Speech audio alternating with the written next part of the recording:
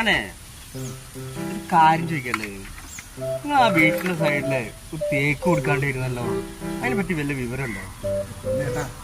പിന്നെ പറയാം, പോണ വൈകിട്ട് പറയാം. പോണ വഴിക്ക് പറയാൻ പറ്റില്ല.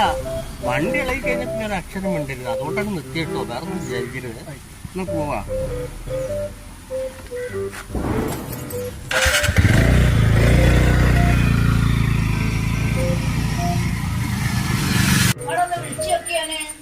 ഞാൻ വിളിച്ചിട്ട് കിട്ടണ്ടേ? ഫോൺ സ്വിച്ച് ഓഫ് ആന്ന് തോന്നുന്നുണ്ട്.